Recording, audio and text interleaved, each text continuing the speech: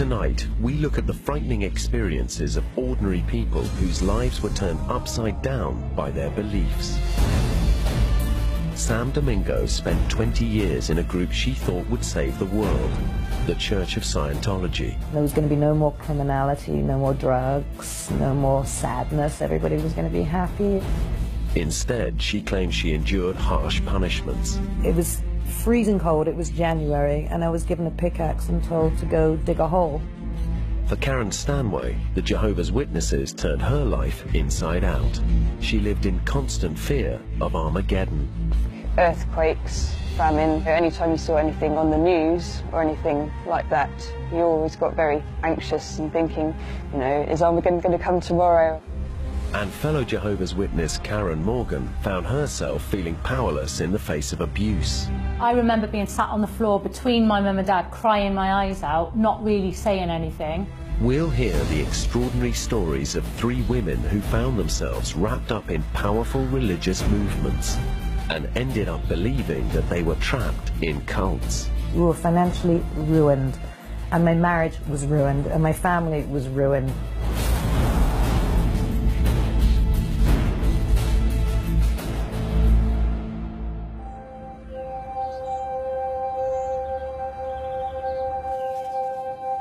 Sam Domingo spent nearly half her life in the Church of Scientology. She joined in hope and found much that was positive, but she left in anger.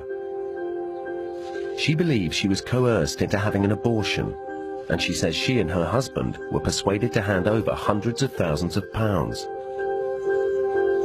Scientologists will consider that Scientology is more important than their lives, it's more important than their families, it's more important than having a roof over their head, it's more important than food, it's more important than everything, and that's always a dangerous thing. In the late 1980s, 20-year-old Sam dropped out of college and spent a year partying in Amsterdam. Then she met a good-looking young man with strong beliefs. Sam fell into Scientology the day she fell in love. It was my first love, and I was young. He seemed to have the answers to all these questions, and he was so certain that he had all the answers. He knew, and Scientology would explain everything. Sam dived into Scientology's teachings, and within months, she moved with her boyfriend to the UK headquarters, St Hill Manor, in East Grinstead. I honestly thought we were going to make everybody sane, and there was going to be no more criminality, no more drugs, no more sadness. Everybody was going to be happy. And my parents told me it was a cult, but I didn't believe my parents because parents don't know anything. Scientology's been around since the 1950s. It was created by the American science fiction writer L. Ron Hubbard, and it's famous for attracting A-list stars like Tom Cruise and John Travolta. In 2013, the UK Supreme Court ruled Scientology was a religion, but the church has been dogged by accusations of cult-like and manipulative behavior, allegations it has consistently denied. That's St Hill Manor, and then to the left, dwarfed, is the castle. It's the wee little castle. It is a beautiful place. At St Hill in the late 1980s, Sam joined Scientology's most devout followers. She remembers she was immediately immersed in a strict regime. You know, you are instantly cut off from the outside world. You know, you have no TV, you have no phone. Your calls are monitored, your communication with your family is monitored. Every time you have a question, you get an answer from them, their answer. And after a while, you're only getting their answers and your reality changes completely. Living in communal digs down the road, Sam spent as much as 15 hours a day at St Hill. There, she was required to go through a process known as auditing, which is meant to rid followers of spiritual disabilities. Believers are wired up to a special electronic meter and asked detailed questions about their lives. Sam remembers it was an emotional roller coaster. You really do go from this euphoric, I'm out of my body, this is amazing, I can do anything, and then the next minute you're sort of, well, you know, I'm not really not really getting this, and it's because probably because I'm a bad person, I'm not very ethical, and I don't deserve to. It goes like that.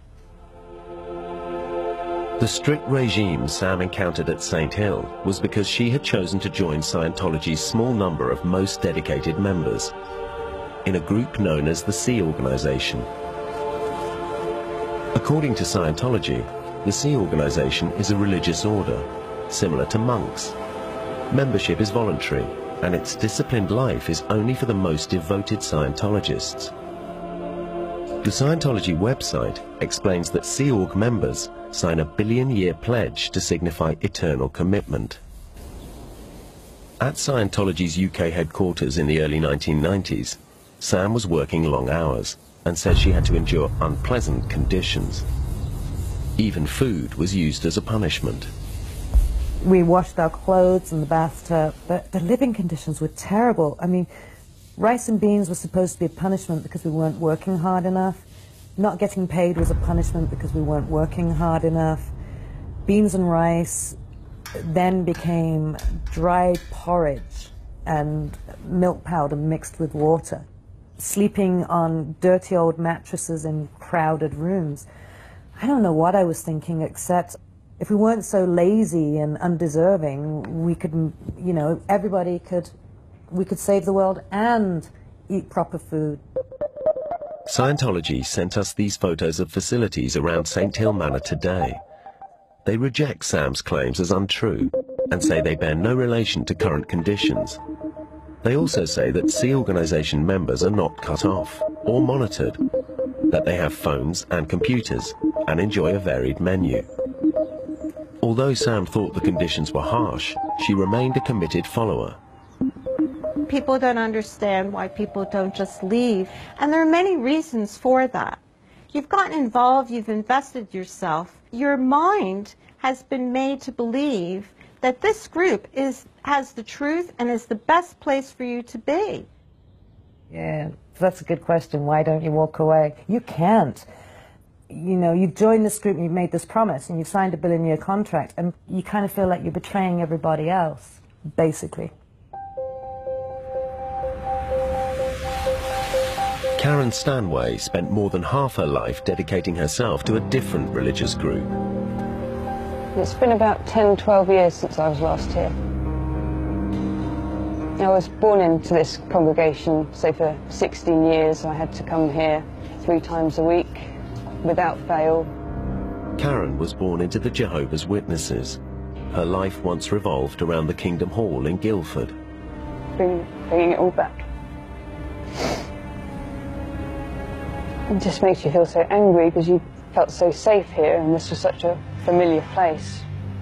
And now I can pinpoint this place to meaning that I haven't got a career and I haven't got any money, and, you know, which if I hadn't been brought up Jehovah's Witness, I probably would do. And I wouldn't be quite so messed up, probably. Over 130,000 people are Jehovah's Witnesses in the UK.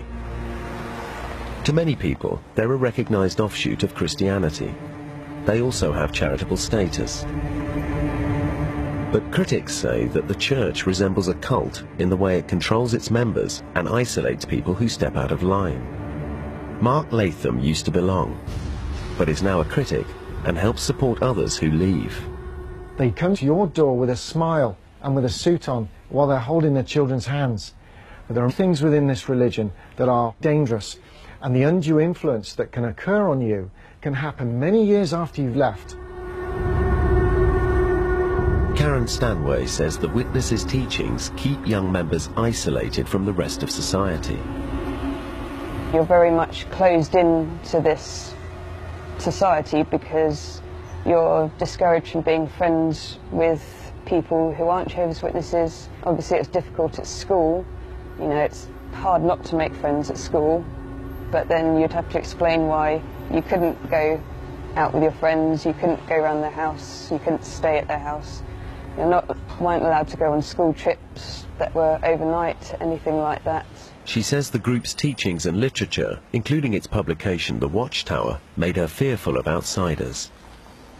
We were taught that people who weren't Jehovah's Witnesses were evil and that they were controlled by Satan.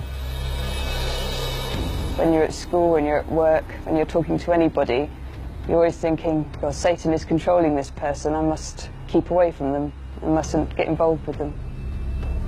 And there was the constant fear, reinforced through the use of extreme imagery in the watchtower, that Armageddon is close. There used to be very scary pictures of what Armageddon was going to look like, people getting killed, being burnt, anything like earthquakes, famine, that are all in the Bible as being a sign that Armageddon is going to come. So anytime you saw anything on the news or anything like that, you always got very anxious and thinking, you know, is Armageddon going to come tomorrow, and am I a good enough person? You know, have I done enough in the religion to be one of the chosen ones to be saved? The threat of Armageddon can be quite traumatic, and it's the constancy of that threat and the real belief that unless you follow the teachings, that you will be condemned like everyone else to burn in the fires of hell when Armageddon comes. For Karen, though, it would be traumatic events much closer to home which would push her away from the religion and the only community she'd ever known.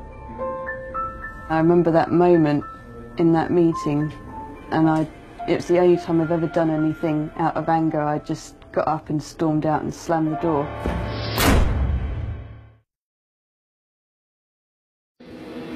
By 1994, Sam Domingo had spent 5 years as a Scientologist in the elite Sea organization. Most of her time was spent at St. Hill Manor, the British headquarters.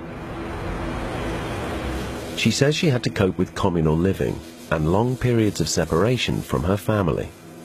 I would beg for time off. Can I go home? Can I go see my mother? No. You can't be replaced. Your work is too important. One Christmas, she rebelled and ran away to spend time with her mum. My mom had been saying, come home for Christmas. So I ran away. I actually hitchhiked from East Grinstead to Derby. Spent Christmas and then called the organisation full of blame, shame and regret. Sam says she was punished for rebelling with harsh outdoor work in freezing weather. And then, unexpectedly, the organisation told her it needed her to work in California as a supervisor at its celebrity centre. I was trained to supervise the courses. I mean, a Scientology supervisor doesn't really do anything other than make sure people are reading their Scientology materials, because nothing can be altered. Everything L. Ron Hubbard wrote has to come in its pure form from L. Ron Hubbard. Sam was a long way from home, but at least her living conditions improved.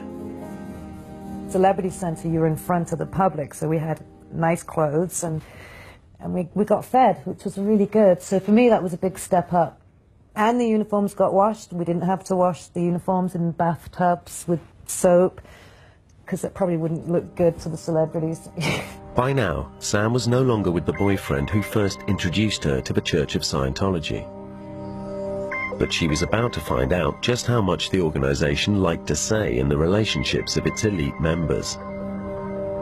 Sam had a growing friendship with one of her colleagues, and this soon drew the attention of their leaders. I had gone off to Celebrity Centre and started flirting with a guy that worked there. And, you know, within a few weeks, it was, you know, it had already become an ethics matter. You guys need to get married. It's going too far. You know, you're holding hands, you need to get married. To Professor Rod Dubrow-Marshall, it's behavior like this which makes Scientology seem less like a religion and more like a cult.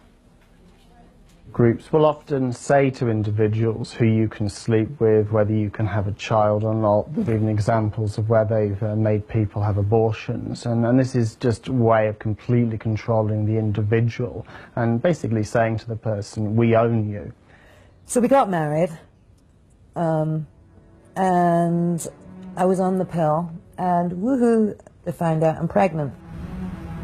As Sam was in the most dedicated part of Scientology, the Sea organization, that meant that her happy news was bad news. Sea organization members are not permitted to have young children. If a female member becomes pregnant, she and her husband are required to leave Sea Org to have the baby. It was officially an ethics matter. So I went to the ethics office and I said, hey, look, I've gotten pregnant. Bang! Just like I had committed the ultimate sin. And the next thing that came was, so what's the greatest good for the greatest number of dynamics here? Like, are you asking me to have an abortion? Well, what's the greatest good? You know, it was, yes, basically, yes, the right thing to do is have an abortion. That was made very, very clear to me. And when I said, absolutely not, you know, I'm going to talk to my husband about this, I mean, because that is your first line of support, your husband. No, I wasn't allowed to talk to him. Sam says she didn't see her husband until later that day. I didn't see him till like maybe 10 o'clock at night, and he came home and he said, I know what you did. You did this deliberately to get me, my own husband. I can't believe you were so evil. Basically, you're on your own, you know. You've committed this awful sin and you're on your own. So that's what happened when I got pregnant. Isolated and alone, the pressure on Sam was intense. Everybody I looked up to and respected told me I was a criminal. The head of the organization told my husband I was a leech. Yeah, I believed it. I got into it. I had the abortion to prove I was a good person and I wasn't this evil Satan that everybody was saying I was. Scientology told us that although abortion is against the teachings of L. Ron Hubbard, members can choose to have an abortion. If they do choose to have a baby, they must leave Sea Org, and many have done so. They can rejoin it when the child is older, and some do. For Sam, the pressure she felt to abort her baby has left a permanent scar. I murdered a child. That's the way I look at it, and it will forever live with me that I murdered a child. And that's the way I see it.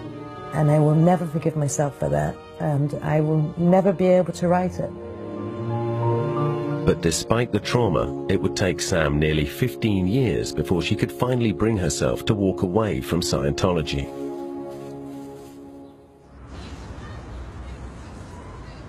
Karen Stanway found it just as hard to part company with her childhood religion, the Jehovah's Witnesses. The catalyst was her home life.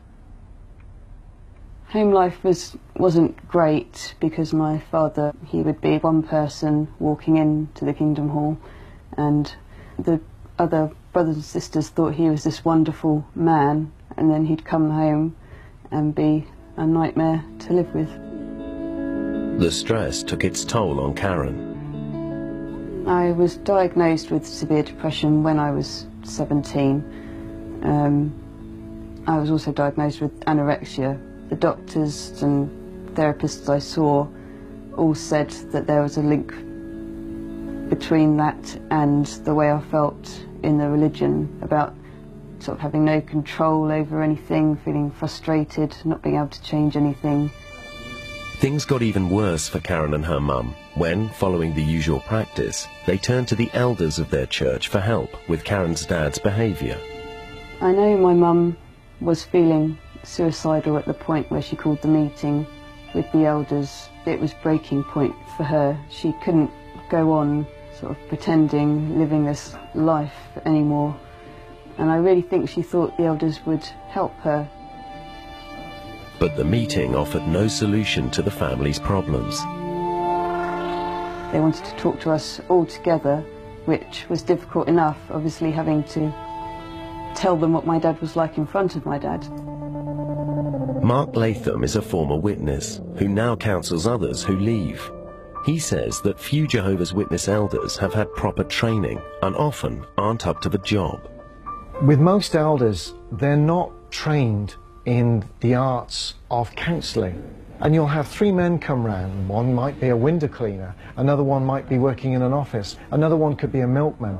And there they are, sat there, and they're going to counsel you on what could be a very intricate, complicated issue for you. All that came out of the meeting was me and my mum being reproved for not being a good enough wife, for not being a good enough daughter. Unable to deal with it, Karen left. And I remember that moment in that meeting, and it's the only time I've ever done anything out of anger. I just got up and stormed out and slammed the door. For Karen, this was a turning point. when she realized that Jehovah's Witnesses would not protect her or her mother. But she knew that people who stopped following Jehovah's Witness rules risked total banishment and being cut off from family and friends.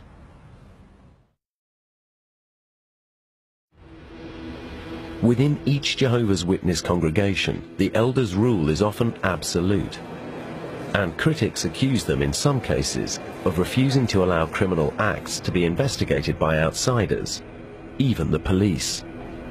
It's claimed members who oppose this can be banished from all contact with friends and family. It could be a sexual issue. It could be anything.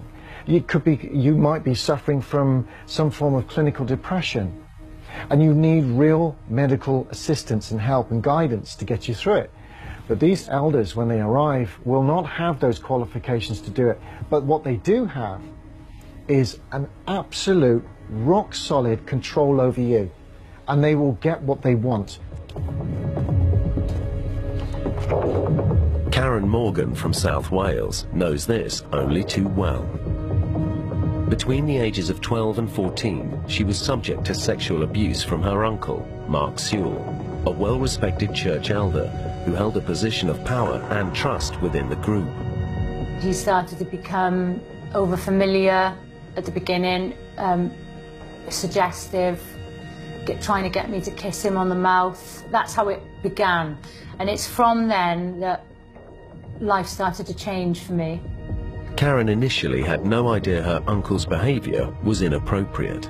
I think Jehovah's Witness children in general are very innocent. We never hear about dangers, and we were taught you can trust Jehovah's Witnesses. You don't trust anyone else, but you can trust them. And especially people who are of a good standing in the congregation, like a ministerial servant or an elder. But when her uncle's behaviour got worse, Karen realised something was wrong. He'd start calling me from his bedroom, but if I didn't answer him, he would then come into my bed wearing just his pants. Finally, Karen told her parents, who as devout Jehovah's Witnesses got her to write it all down and put it to her uncle. And my mum and dad said, right, following the Bible, there's a scripture in the Bible which says if you have a problem with your brother, you must first go and lay bare that problem with your brother. So how it's done is my dad handed Mark what I had written. Mark read it, laughed, and then sort of threw it at my dad and just said, no, she's confused, she's made it up, she's telling lies. I remember being sat on the floor between my mum and dad, crying my eyes out, not really saying anything. And that was pretty much left like that.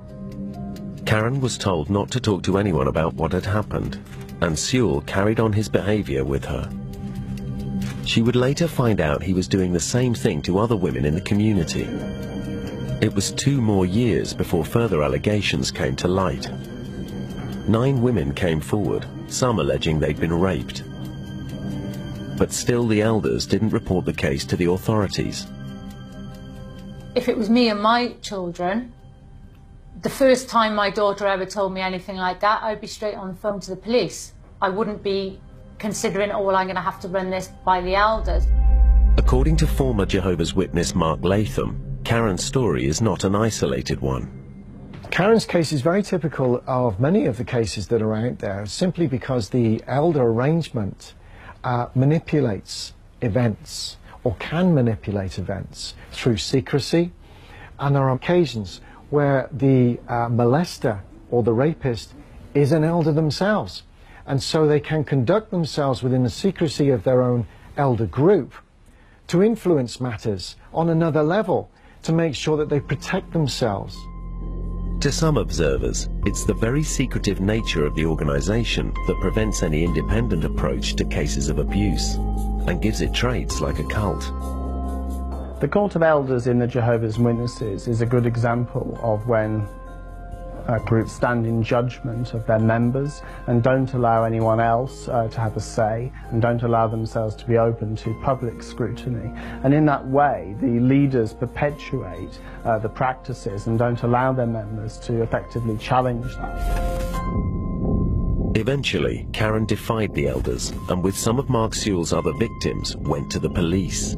It took until 2014 before Sewell was finally found guilty of 8 historic sex offences and sentenced to 14 years. I would describe him as sadistic, controlling, selfish. He loved the fact he was an elder. He loved the power that came with being an elder. It was all about power and, you know, manipulation. Following Mark Sewell's conviction, the Jehovah's Witnesses released a statement saying all sex offences were repugnant to them and that anybody committing child abuse would be expelled. They said there was no pressure on families not to report to the police, and they recognised that crime is a matter for secular authorities.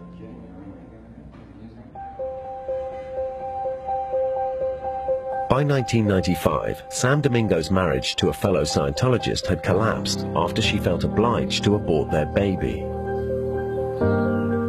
Despite her experience with the abortion, Sam stayed in the Sea organization, and later she even agreed to sign up for the Scientology Rehabilitation Project Force.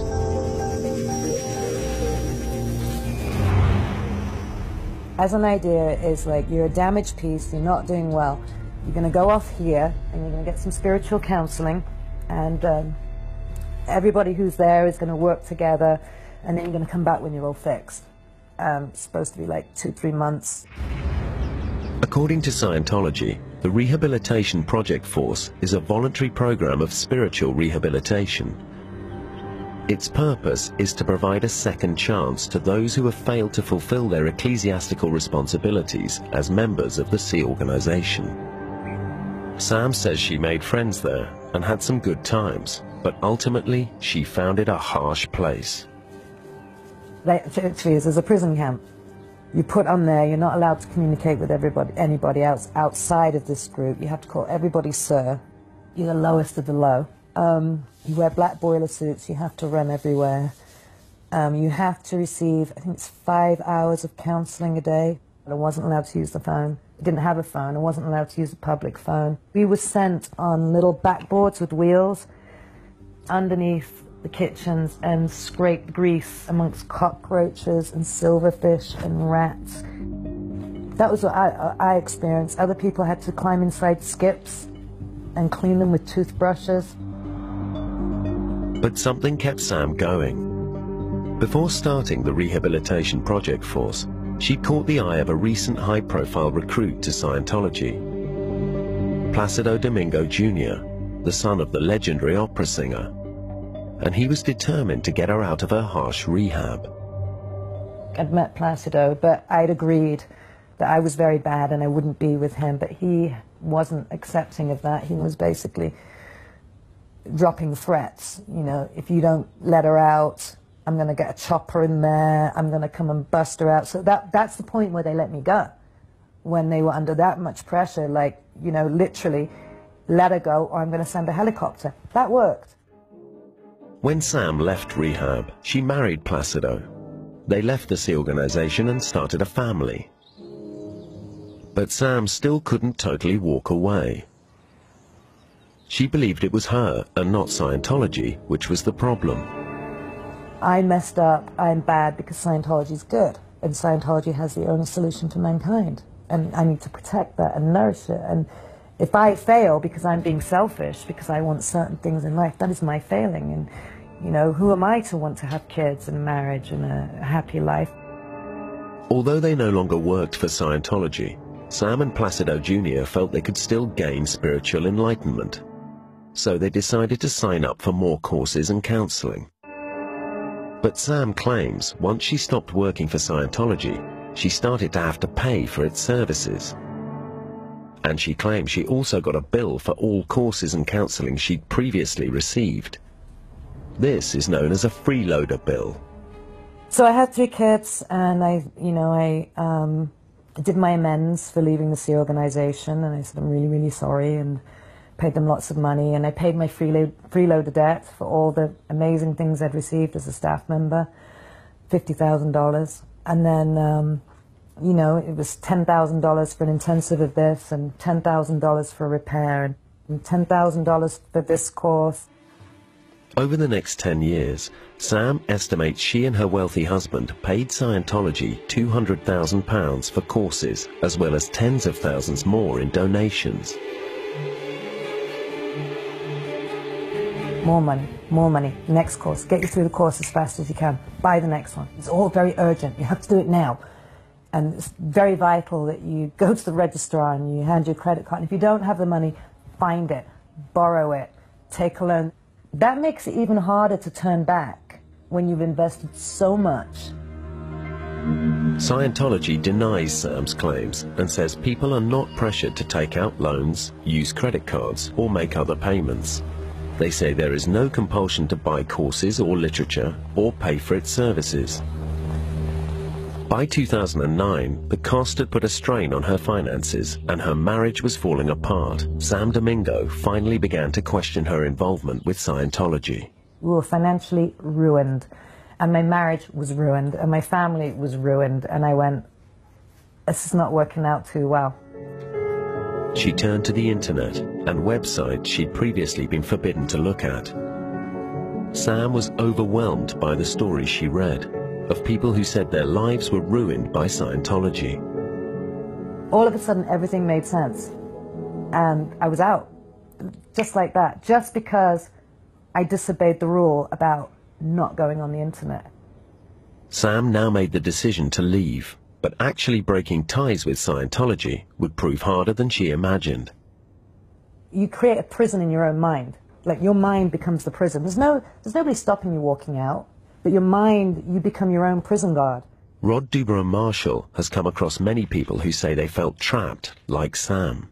It's only after a period of time when you've had the chance to doubt and think about what you're doing and it's like a pressure cooker. It builds up slowly over time, sometimes over many years, before people then have the courage to leave and leave what they've devoted themselves to. As soon as Sam told the Church of Scientology she was leaving, she was declared a non-person, or a suppressive. If you're declared a suppressive person, you are basically excommunicated from the church, denied all rights and privileges, which include the rights and privileges of having friends, or having a family, or having a job. So anything that you had in your life that was connected to Scientology is gone. Her marriage was already over. Now Sam's life began to fall apart, as she says she was shunned by her fellow Scientologists, people she used to consider friends. For 2 years it was hell. It was hell. And I was barely keeping it together, and I was only keeping it together for the kids. There was one point I felt suicidal, because I'd lost everything. I'd lost my friends, I'd lost my marriage, you know, utter mess.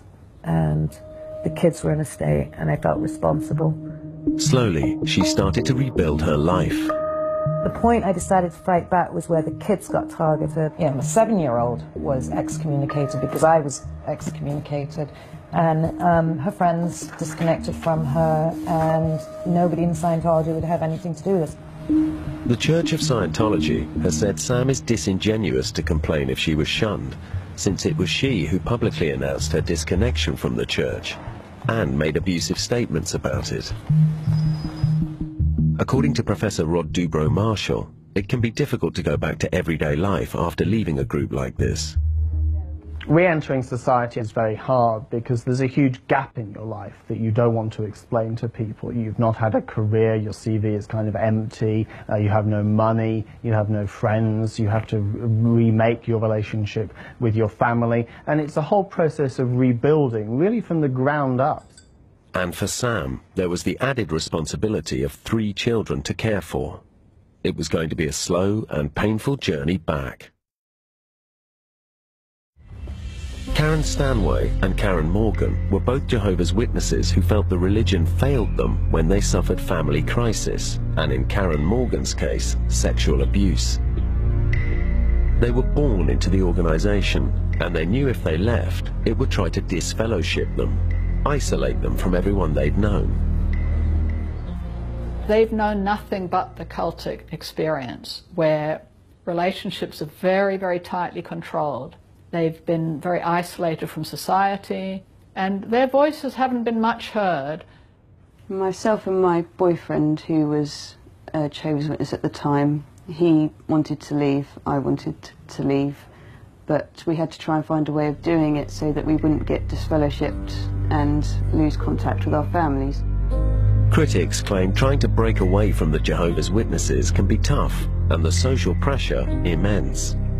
They have this one tool, this one weapon of shunning, and they dress it up, misapply scriptures, and then get their policemen, the elders, to police it. And when that shunning happens, it's very real. Our solution was to get married, move away, so we could leave the religion but not get disfellowshipped. Karen Morgan's exit was a different kind of pain. She decided to walk away after the elders ignored her claims of sexual abuse at the hands of her uncle. It caused turmoil in her family. I can remember having arguments with my mum, terrible, about things. And I can remember my mum saying, well, if you're not going to come to meetings anymore, you're not living here anymore. So I was sort of like, well, fine, I'll move out, as teenagers do. And I literally did. I packed a suitcase and I moved out of their house, didn't have a clue where I was going. Karen was disfellowshipped by the group. I was on my own, living in a horrible little bedsit, didn't know a soul, and had no contact with my mum and dad for a year. She was faced with dealing with the world outside the Jehovah's Witnesses for the first time. They're going to feel like pariahs and very stigmatized. At what point do you say to somebody, well, I grew up in this crazy group? You know, when is that okay to disclose to somebody? It's a very scary thing.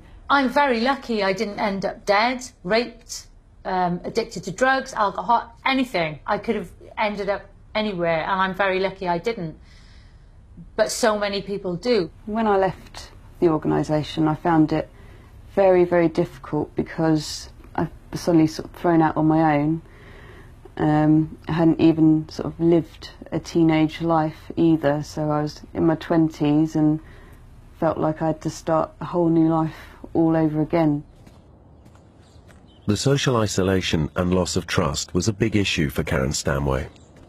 I found it very difficult to make new friends. You know, my close friends that I'd grown up with and that I'd always known had cut me off in a heartbeat, so I thought, well, why should I bother trying to make friends and trust people when that could happen all over again?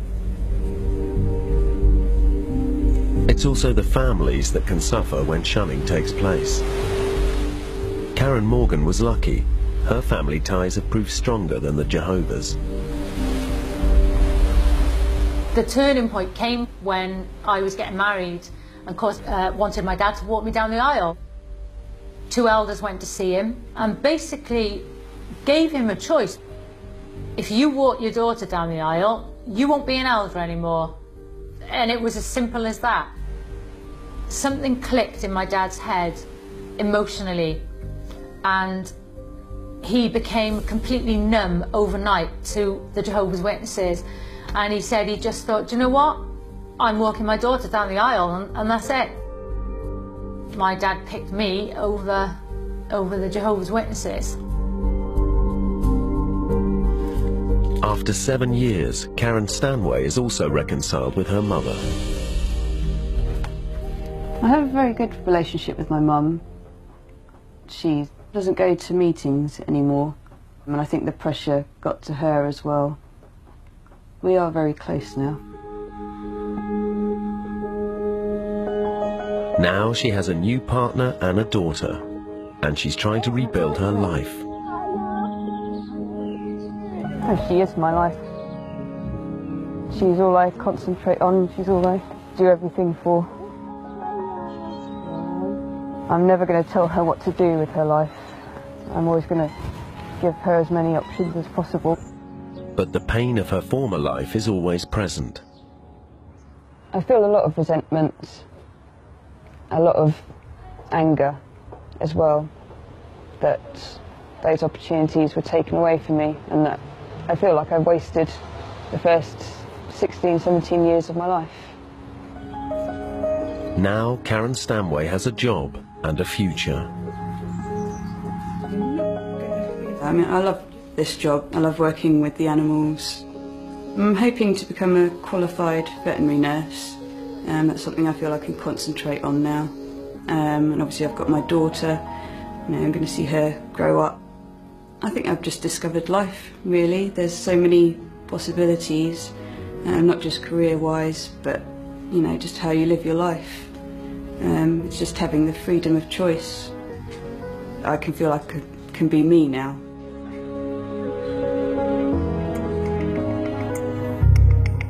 Five years after she left the Church of Scientology, Sam Domingo has finally started to rebuild her life back in the UK. The kids had lost everything, including their pets, when we moved out here and we ran away and the marriage ended and everything. And I got the ferrets because the ferrets used to make the kids laugh.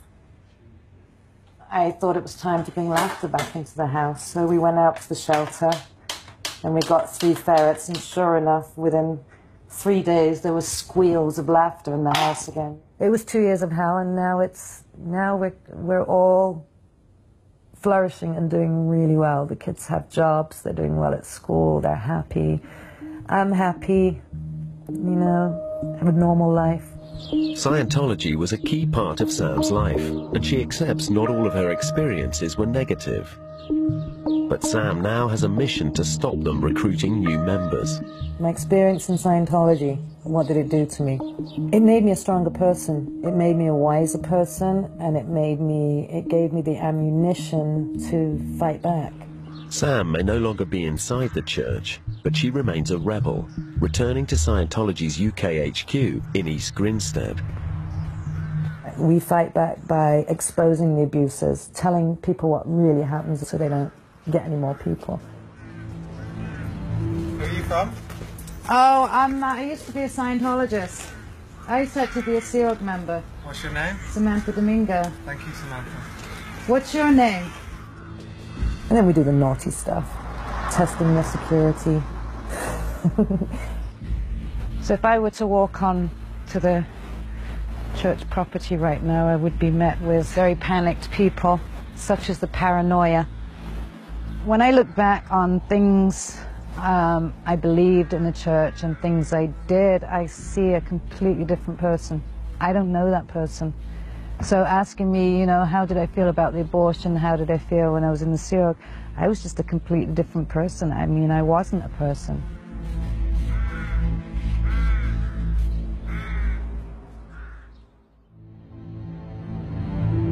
The Church of Scientology does not accept any of the complaints or criticisms made in this program.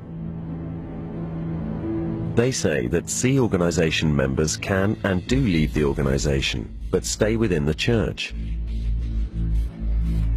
They add that Sam Domingo left the Sea Org in 1995 and stayed a member of the church for a further 15 years.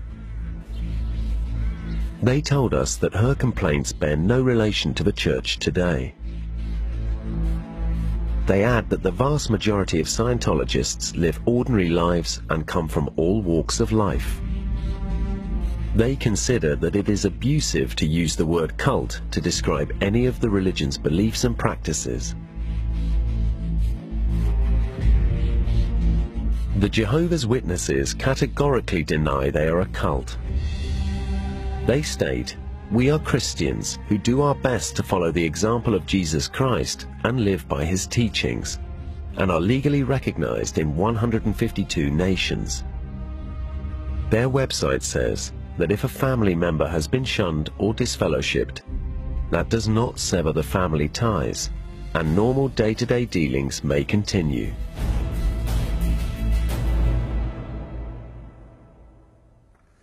Feeling the financial strain at such a young age, we hear from those 12 years old and on benefits this week. Catch that brand new as Britain on Benefits season continues tomorrow at 10. Next tonight, the Nightmare Neighbour Next Door.